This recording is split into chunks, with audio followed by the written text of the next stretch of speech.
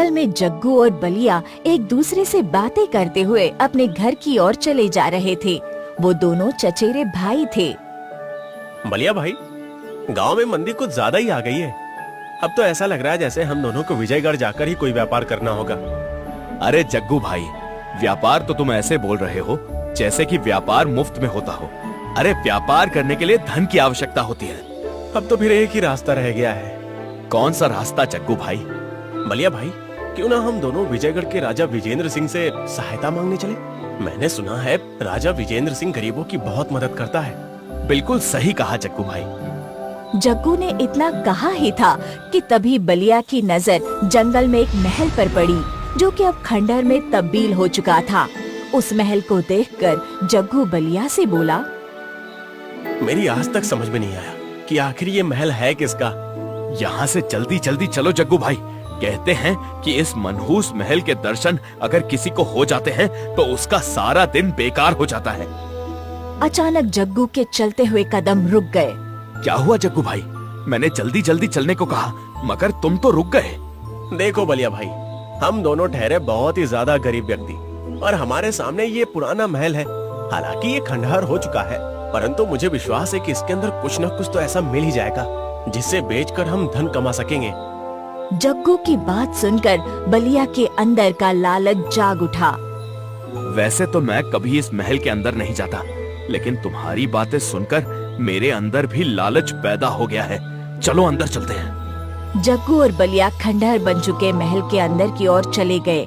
अंदर जाते ही उनकी नजर एक सुंदर स्त्री की मूर्ति पर पड़ी। जग्गू बलिया की ओर देखकर बोला, बलिया भाई, ये तो किसी रानी की मूर्ति मालूम पड़ती है। बिल्कुल सही कहा। इसका मतलब ये महल किसी राजा का नहीं बल्कि रानी का होगा। बलिया ने इतना कहा ही था कि तभी एक बड़े आकार की चील उन दोनों के ऊपर उड़ने लगी। अचानक वो उन दोनों के सामने बैठकर उन दोनों को घूरने लगी। उस चील की लाल आंखें देखकर उन दोनों के दहशत से रोंगटे खड़े हो गए। बलिया कांपते हुए जग्गू से बोला, जग्गू भाई, इतने बड़े आकार की चील तो मैंने कभी नहीं देखी। बलिया भाई, इसकी आंखें देखो, कितने भयावह तरह से लाल हो रही है। तभी वो चील इंसानी आवाज में उन दोनों की ओर देखकर बोली, तुम दोनों को मुझसे डरने की कोई आवश्यकता नहीं है। चील के मुंह से इंसानी आवाज सुनकर वो दोनों बुरी तरह से घबरा गए। हमें जाने दो, हम अब यहाँ पर कभी नहीं आएंगे, वादा करते हैं। मैं जानती हूँ कि तुम दोनों अपना जीवन बहुत ही गरीबी से व्यतीत कर रहे हो। तुम्हारे यहाँ पर कभी दोपहर का भोजन बनता है तो कभी रात का, और तुम्हारी बीवी बच्चे कभी पेट भर भोजन नहीं कर पाते। तुम हमारे बारे में इतना कैसे जानती हो?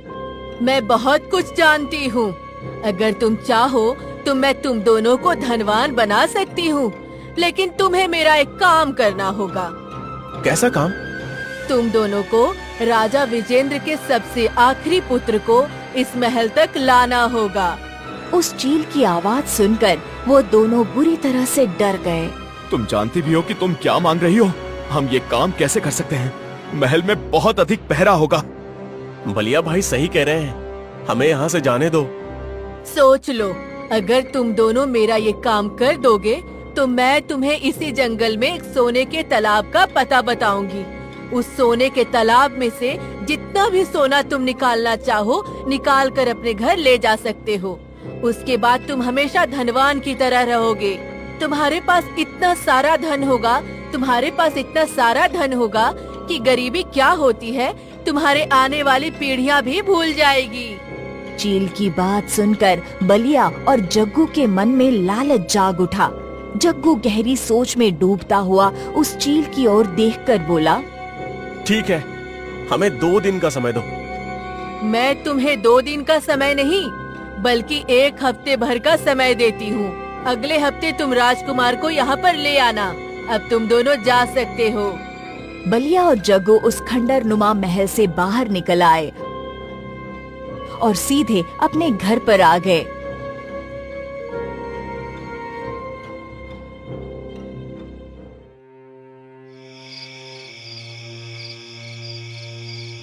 उन दोनों का परिवार एक ही घर में रहता था।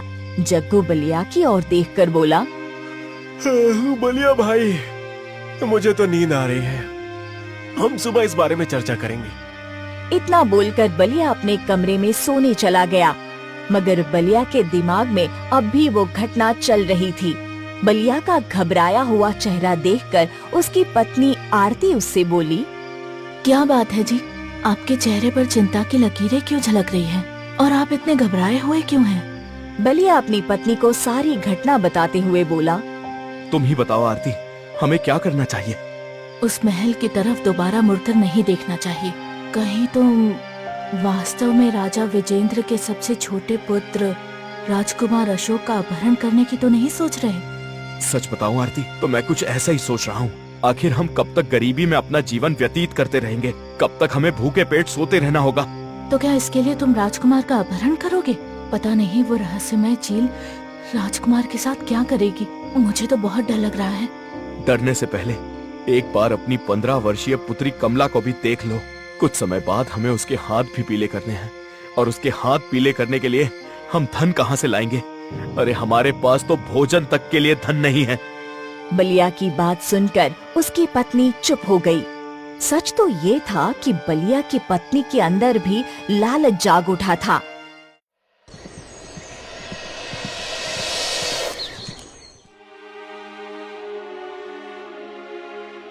अगले दिन बलिया जग्गू की पत्नी विमला से बोला, क्या कल रात जग्गू ने तुम्हें कुछ बताया था? हाँ बताया था, और मैं तो झट से हाँ कर दी। मुझे लगता है कि तुम दोनों को अभी से ही राजकुमार अशोक का अपहरण करने की योजना तैयार करनी प्रारंभ कर देनी चाहिए। कुछ देर बाद बलिया और जग्गू घर से बाहर निकल आए। बलिया जग्गू से बोला, जग्गू भाई, हमारी दोनों पत्नियां तो बड़ी आसानी से तैयार हो गई, लेकिन हम दोनों राजकुमार अशोक का अपहरण करेंगे कैसे? चिंता मत करो बलिया भाई, मेरी पत्नी बता रही थी कि राजा वीरेंद्र का सबसे छोटा पुत्र राजकुमार अशोक सिर्फ 5 वर्ष का है, और राजकुमार अशोक को एक दासी दोपहर के समय मंगल के बाहर बगीचे में खिलाने के लिए ले जाती है।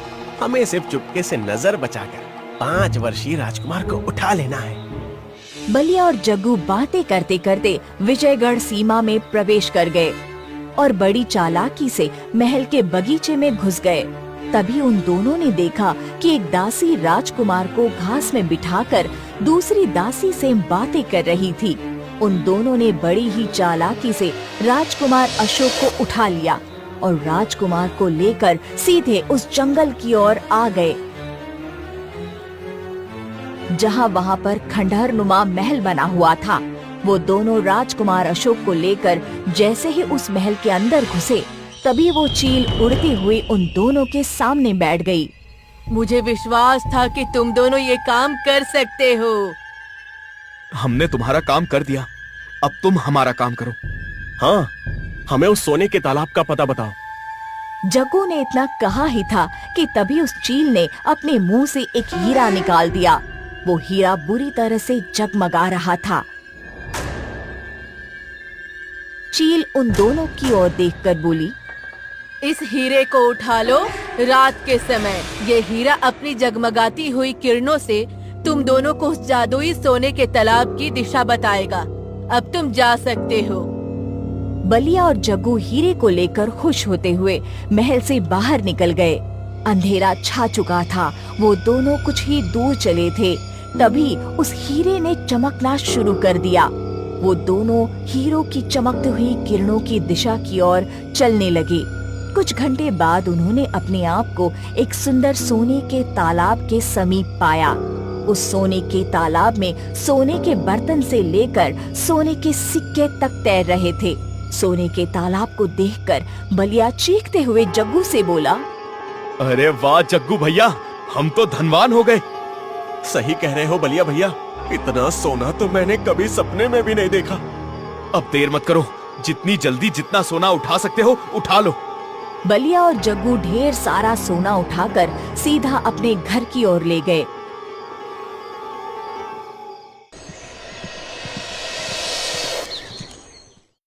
इतना सारा सोना देखकर उन दोनों पत्नियों की आंखें चौंक गई। हमारी गरीबी के दिन अब दूर हो गए। सही कह रही हो, अब मैं अपनी बेटी कमला का विवाह बहुत ही धूमधाम से करूंगी। आरती ने इतना कहा ही था कि तभी रंग बेरंगे किरणों के साथ एक सुंदर स्त्री वहाँ पर प्रकट हो गई। उस सुंदर स्त्री को देखकर बलिया और जग्गू बुरी तरह से चौंक पड़े।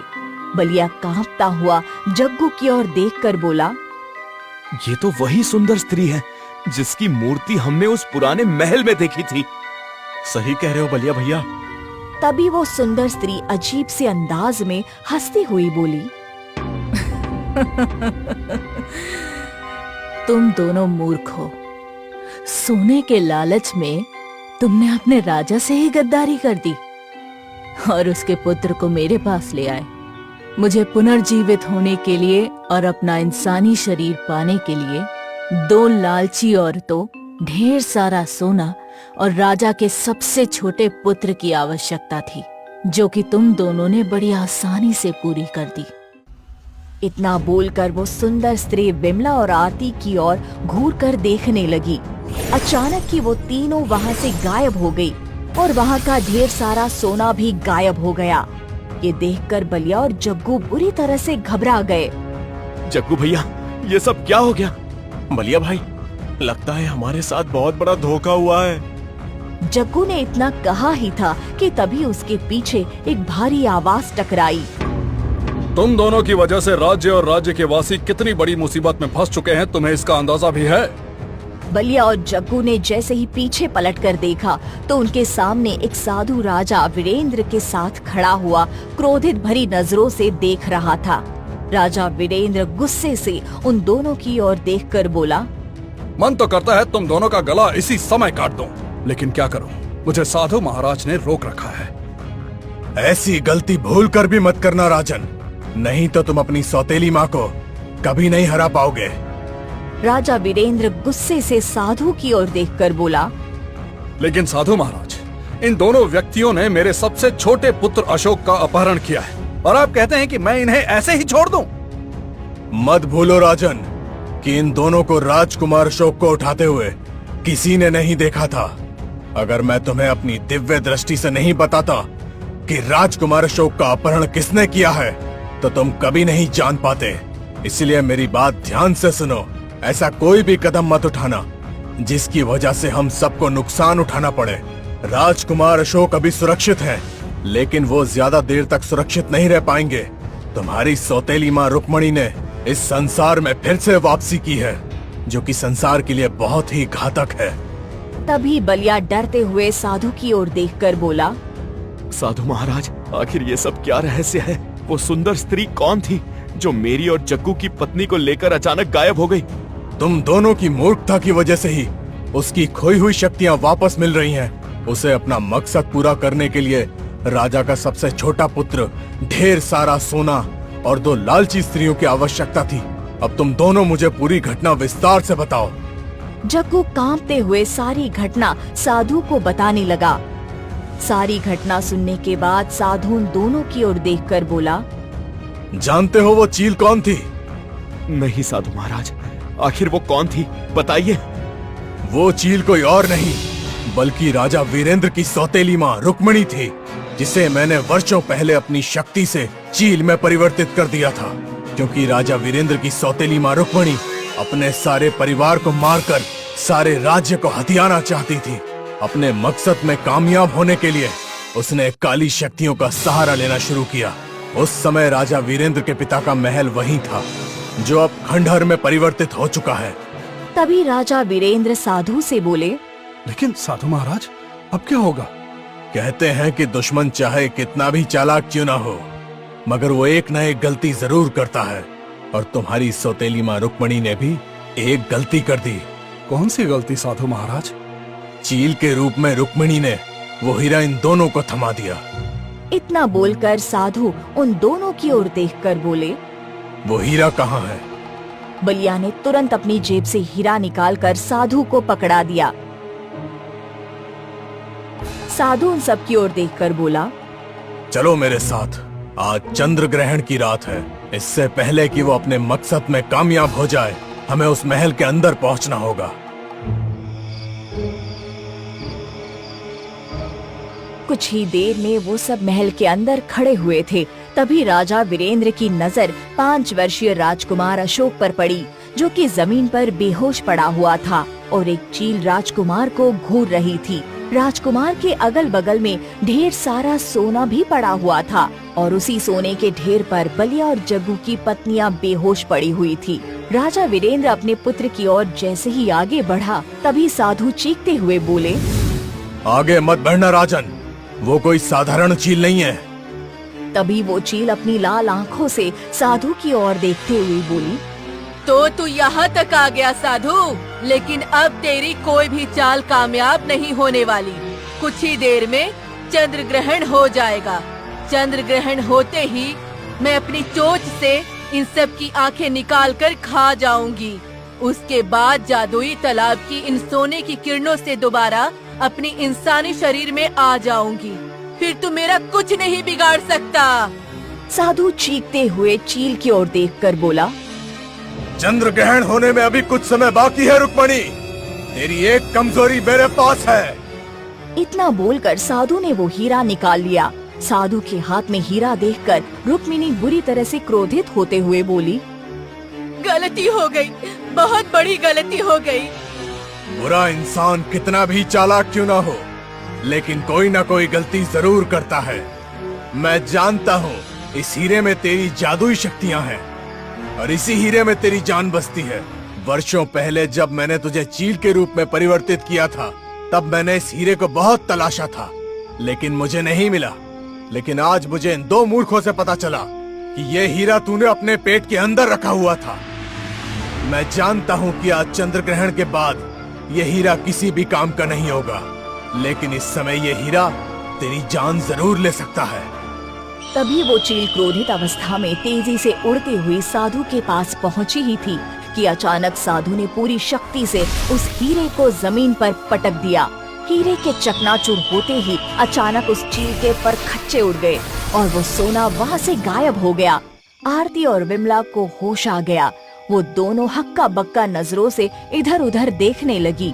राजा वीरेंद्र दौड़ते हुए अपने बेटे पुत्र राजकुमार अशोक के पास पहुँच गया। बलिया और जग्गू राजा वीरेंद्र की ओर देखकर बोले, हमें क्षमा कर दीजिए राजन, ये सच है कि लालच ने हमें अंधा कर दिया था। इस महल के अंदर प्रवेश करने से पहले हम आपके ही पास मदद के लिए आने वाले थे महाराज, लेकिन हम चील की बातों में आ गए। साधु मुस्कुराते हुए राजा की ओर देखकर बोला, इन दोनों को क्षमा कर दो राजन, इनकी गलती की वजह से ही तुम्हारी सौतेली मां रुक्मणी आज नरक में पहुंच गई, वरना भविष्य में कभी ना कभी वो किसी न किसी को अपना मोहरा जरूर बनाती।